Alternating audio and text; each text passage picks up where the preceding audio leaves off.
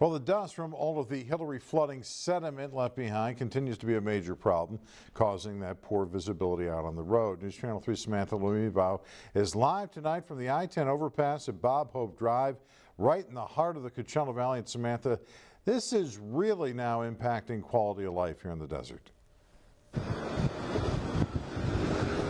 Yeah, John, it definitely is windy. I'm trying my best to keep my eyes open because the sand and dust is just coming at us.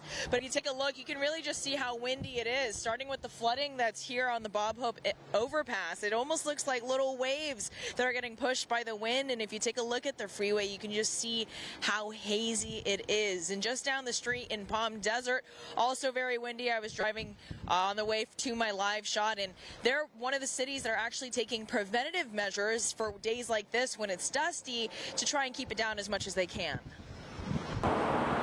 Gusty winds picking up loose dust and dirt, creating this brown haze sitting over the valley.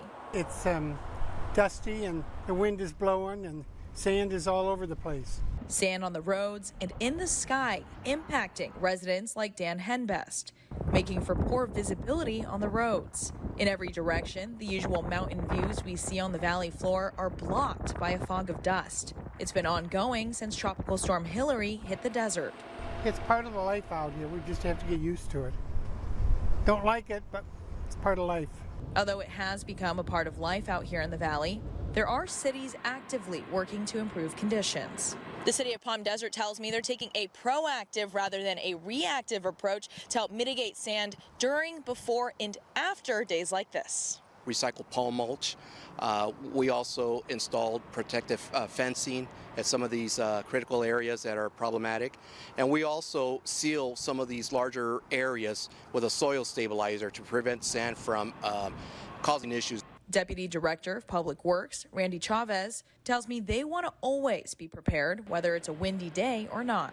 Now that the blow sand basically has washed away, we have a lot more silt and clay, and that's what a lot of this matter is. So we send our street sweeper through the areas that are problematic and try to reduce the amount of sand in a short period of time. I spoke with Chavez back in June here at this very spot on Dinah Shore, and you can just see how much it's changed since then. He tells me they're constantly working with the community's safety in mind. We do what we can to make sure that the conditions are as safe as possible for all the drivers. And a big portion of it, especially during these windy conditions, is doing our best to try to minimize the nuisance sand.